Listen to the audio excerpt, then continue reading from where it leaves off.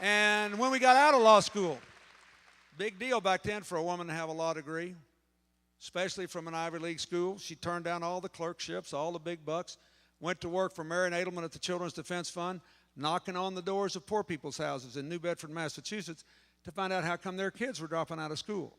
And she and her young colleagues learned that most of them had a minor physical or mental disability. The report they filed with the Congress led to the passage of the special education law, which guarantees an equal and appropriate education in America to all our kids without regard to disability. She was making changes in other people's lives. And the real people in Massachusetts remembered it, so that when all the political elite came out against her, she still won Massachusetts by 15 points because people knew she was on their side and into changing their lives. And when she came to Arkansas to live with me, we got married, she and I became governor.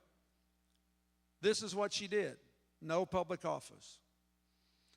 She found a preschool program in Israel that she brought to the Mississippi Delta because it was designed to help poor mothers with no education become their children's first teacher.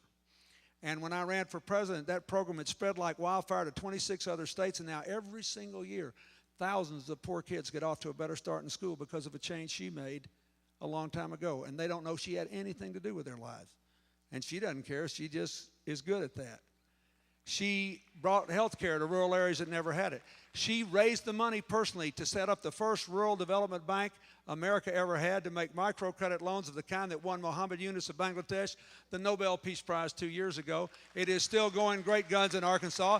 It's one reason she got 70% of the vote in the Democratic primary there and is running 15 points ahead of Senator McCain in the polls in a state that's only voted Democrat 3 times in the last 44 years, because they know she is changing people's lives.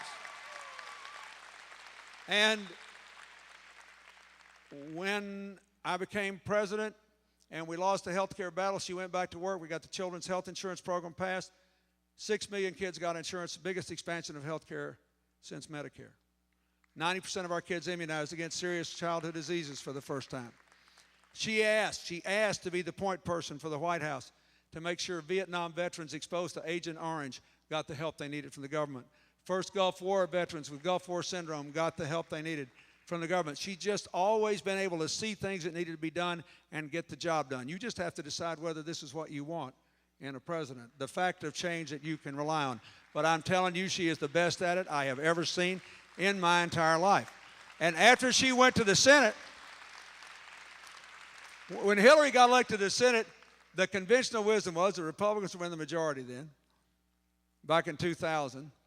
And they said, oh, you know, they don't like the Clintons. She won't get anything done. And there was some truth to the first part of that statement. Maybe because we had almost 23 million new jobs and they've only had 5, and we had 8 million people moving out of poverty and they've had 5 million falling in. And family incomes rose $7,500 instead of falling $1,000. There was a lot of reasons our ideas worked better. But Hillary said, no, I don't think so. I think that I can work with anybody. She and John McCain, whom she likes and admires, she just disagrees with him on supporting President Bush's economic policy and wanting to stay in Iraq for 100 years. But he's a good man. And they took reluctant Republicans all over the world to show them how the climate was changing. We now have a bipartisan majority in the Senate to do something serious about global warming. That's the kind of leadership we need in America. That's important. We can't get this stuff done without some Republican support. She passed a bill that guarantees that members of the National Guard and Reserves from Pennsylvania or any place else that serve overseas now get the same health care benefits for life that regular military people do. That's a big deal for families in Pennsylvania. And I could just go on and on. It's amazing the kind of things that she has been able to do because she sees something and immediately senses how to make it better for other people. And that's the last thing I want to say. You need to vote for a president that won't get carried away with being president and won't forget what you look like. You've been so serious. Can you believe this? All of you showed up, 7,000 people at a political rally, and we've talked about car batteries and healthcare finance.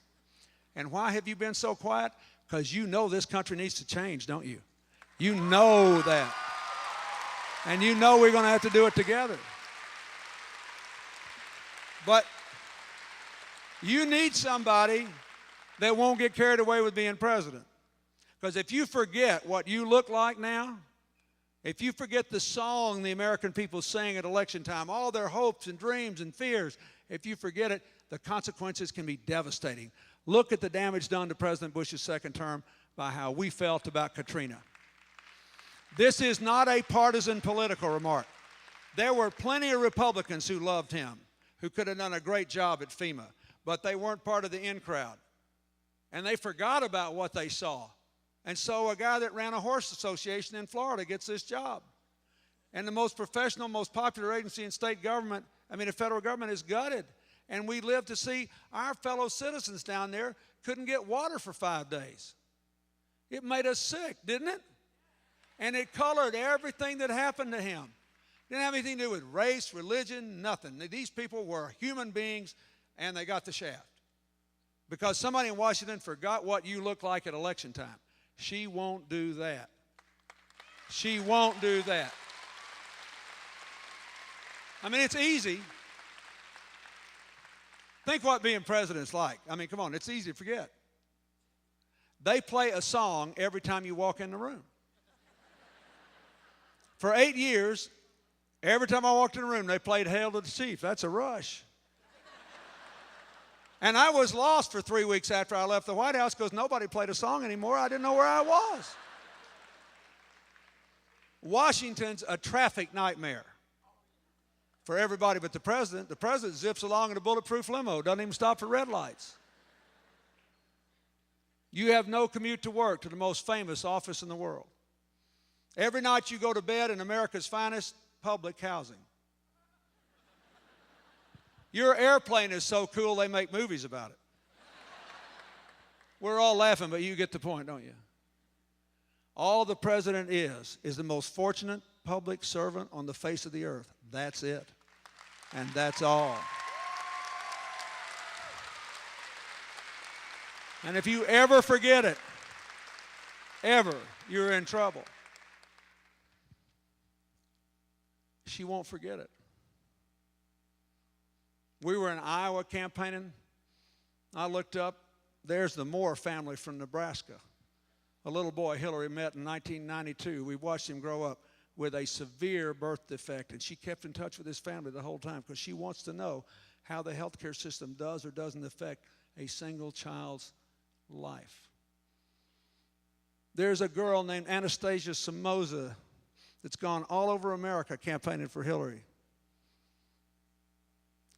A child with cerebral palsy whose twin sister had cerebral palsy. And in 1993, we had a town hall meeting where Anastasia says, I can speak, my sister can't, but she deserves to be in public school. I want you to get her there. Hillary stayed in touch with that family ever since that time. And that now young, grown, beautiful woman takes her wheelchair all over America to work for her. There is a man, there's a Republican in New York who raised $100,000 for President Bush when he ran for president and thought he was a hardcore conservative Republican until he got caught in New Orleans at Katrina with the most important person in the world for him, his daughter, who was a college student there. And the White House and FEMA would not talk to him on the phone. But Hillary's people got them out to safety. He goes all over America telling them he's a born-again Democrat and a supporter of Hillary Clinton for president. There are and every time we get in a tough place in this campaign, between 65 and 80 people from Arkansas have gone all over America to campaign for her. And she hadn't lived there in 15 years. And a lot of them could not afford the trip to New Hampshire. And they did this little brochure they wrote up themselves to tell people about the changes she made in people's lives and how they still feel like they owe it to her to stick with her to make her president because she never forgot them.